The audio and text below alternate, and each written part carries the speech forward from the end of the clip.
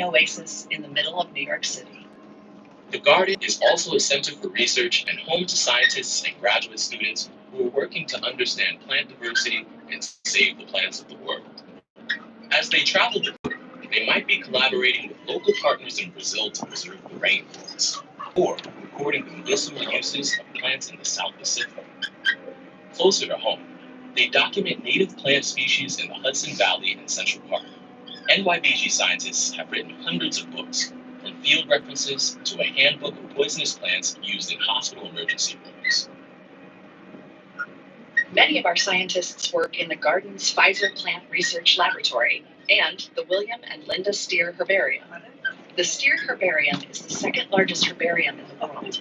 It houses approximately 8 million dried, pressed plant specimens, including some dating to the 1700s, which are used by scientists to identify new species and document where plants grow. Side A, this area is called Twin Lakes. A century ago, people used to flock here to swim in summer and ice skate in winter. Today, birds flock here, especially water birds and seasonally migrating species. On Saturday mornings, you can join free bird watching tours. Garden visitors have spotted more than 200 species. We're about to cross the Bronx River, originating in Westchester County and extending 23 miles to the East River.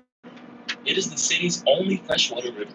Once lined with factories and mills, it became very polluted. Now, thanks to the efforts of conservation organizations, the river is cleaner than it has been in centuries, and is once again home to a wonderful array of wildlife, from beavers to American eels. Just downstream from here, the Bronx River cuts a dramatic gorge through the 50-acre thick bamboo forest, the largest surviving stand of uncut first-growth forest in New York City. Since its founding, the garden has preserved the forest in its natural state, but over the centuries it has suffered from the impacts of human activity and invasive non-native species.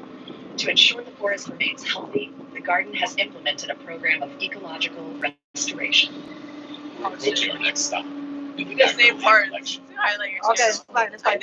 Collections in the garden. It's fine. The first trees were planted here in the early 1900s.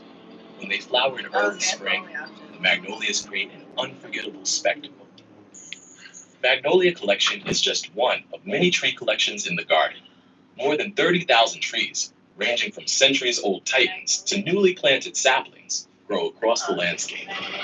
We're now passing through the oak collection, which includes oaks from Europe,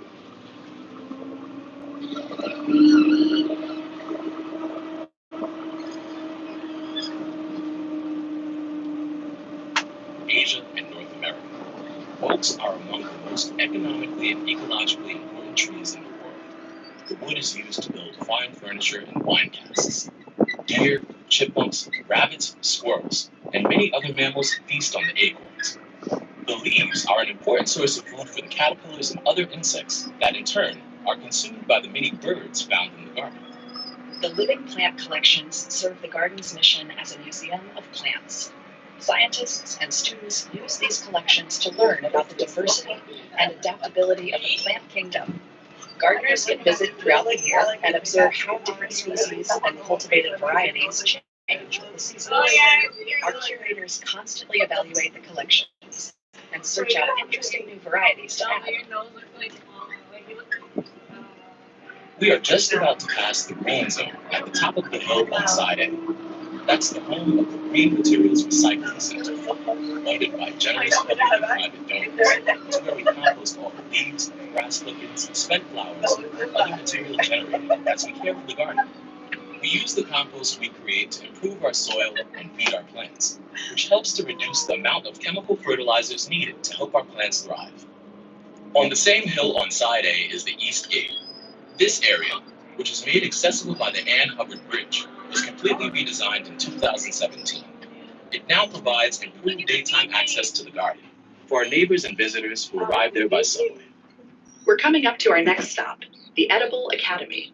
This unique place was completed in 2018 and brings together the Ruth Ray Howell Family Garden, which has been located on this site for more than 30 years, with new year-round facilities that offer life-changing programs for local children and their families. It's a place where kids can dig in the soil, play with worms, learn what it takes to make a garden thrive, and maybe even want to eat their vegetables. Cooking demonstrations offer plenty of nutritious fun for adults and kids alike. Land the New York Botanical Garden occupies was once owned by the family of Pierre Lorillard, who made his fortune in the tobacco industry. Several historic buildings from the Lorillard estate remain today, including the large stone stable on side A and the nearby gatehouse, as well as the stone mill. On side B is the cherry collection. Be sure to visit in early April when the trees transform the valley with fluffy clouds of pink and white. On the other side of the road is the Byrne family lilac collection, which was completely restored in 2016. In late April, this whole area becomes a sea of color, from white and pale blue to lavender and deep dark purple, and the fragrance is incredible. Just past the lilac collection is the award-winning Peggy Rockefeller Rose Garden. Hop off here, and you can wander through the nearly 4,000 roses, ranging from heirloom varieties cherished by French Empress Josephine to modern selections, chosen for their beauty, fragrance, and disease resistance. The roses begin flowering in late May, peaking in June and September. In some years, we have even had roses blooming in early December. Rose Garden was designed in 1916 by pioneering landscape architect Beatrix Ferrand, a leader in her profession in the early 20th century. Ferrand's vision for the site wasn't fully realized until 1988, when David Rockefeller helped NYBG complete this garden in honor of his wife, Peggy. Somebody on one of those carts picked them up. You'll get this, Amy. Oh, I'm fine. Thank you. You're welcome. We're right here right now.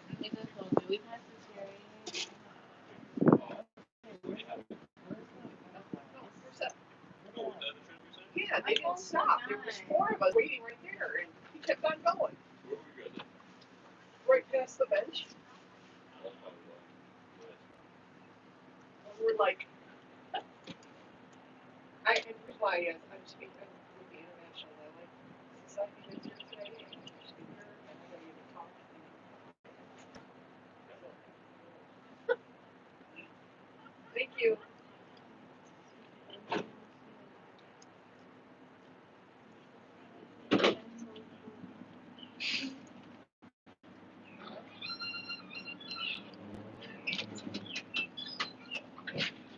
You see my mother, she was scared to come because she was going to walk a lot. Oh. Chyba.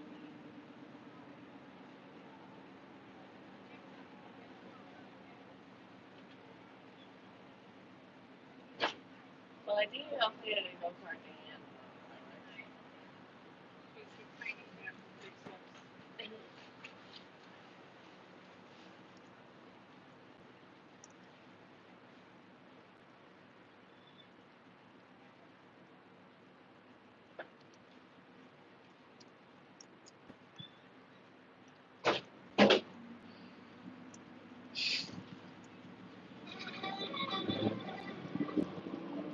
Roses.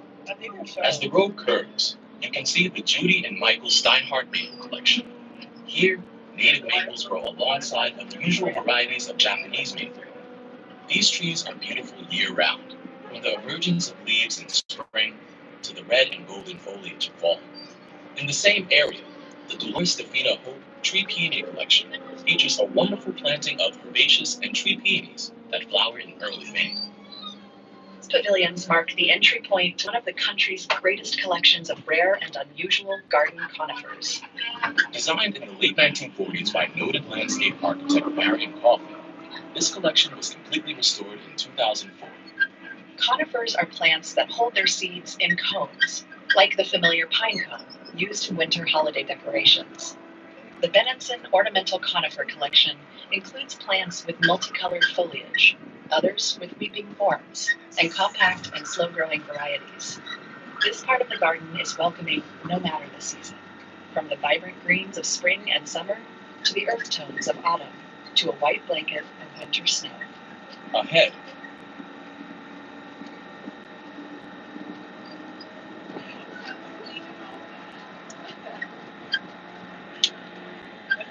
I don't know if funny your face is there or what. Paths intersect on side A. Look for snake branch spruce, named for the long, slender branchlets that hang straight down from the main branches. Right across the road, you'll find shade-tolerant dwarf conifers. Dwarf conifers grow very slowly. Some grow less than an inch a year and can take decades to grow only a few feet tall, making them a great choice for any gardener without a lot of space.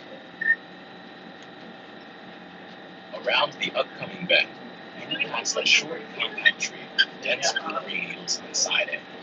That is the R.H. Montgomery spruce, named after the man who donated many of the rare conifers in this collection beginning in the 1930s.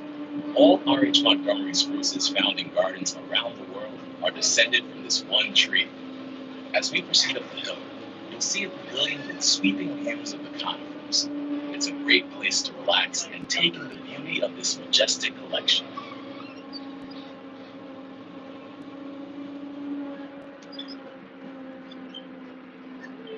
We have horticultural legend Sidney Waxman to thank for some of the dwarf conifers here at the garden. Waxman used a rifle to shoot down the cones from irregular formations called witches' brooms, collected the seeds, planted them, then selected and creatively named his favorite seedlings, such as sea urchin. It takes 30 years for these diminutive specimens to reach a height of 2 feet. Wow. We're passing the Nolan greenhouses for living collections on side B. Oh, This that's a greenhouse. facility, usually closed to the public, is where our gardeners grow plants for display in the conservatory and in collections throughout the garden.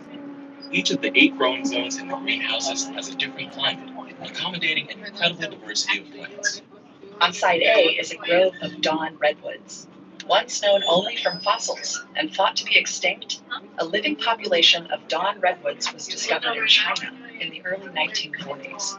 Our trees were grown from seed collected in 1948. On side B are low conifers, with curtains of green needles that cascade to the ground. These are Sargent's weeping hemlocks, a variety of our native eastern hemlock, first discovered in New York in the middle of the 19th century. Our specimens are more than a century old.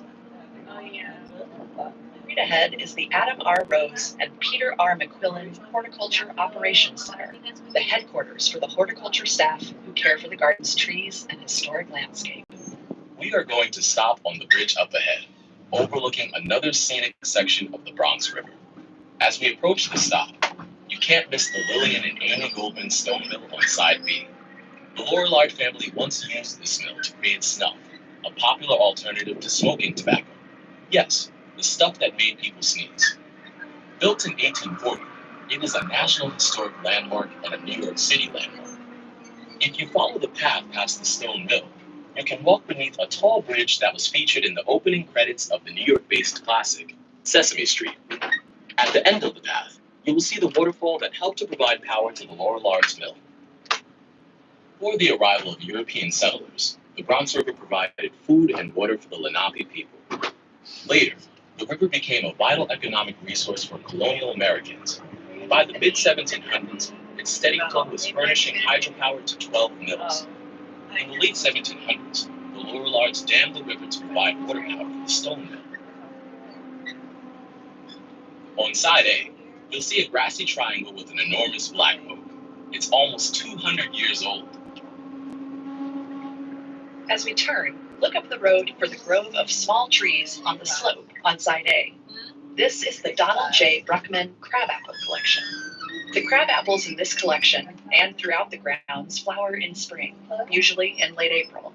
And just beyond the crabapples is Daffodil Hill. Here we are at our next stop, a perfect place to take a walk through the Thane family forest, get a better look at the daffodils in early spring, or begin a stroll through the azalea garden. We are still driving along the Thane family forest.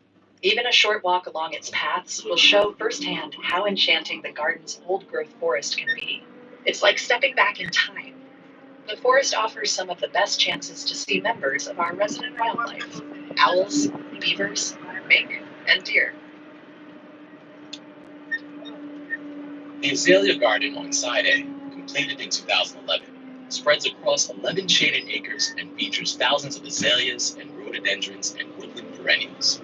When the azaleas flower in early May, the entire hillside is transformed into a pointillist canvas of pinks, purples, and whites.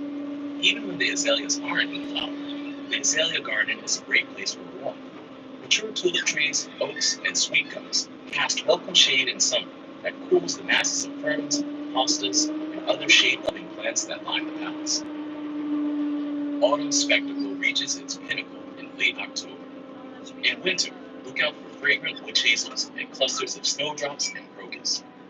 One of the year-round highlights is the 155-foot tulip tree in the center of the azalea garden.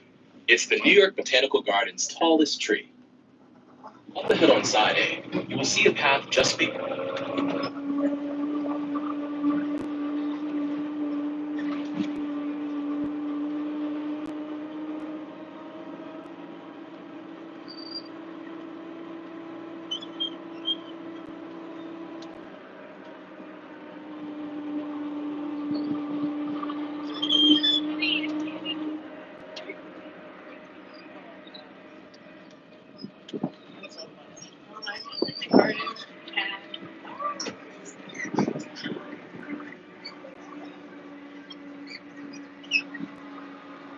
We're back at the Leon Levy.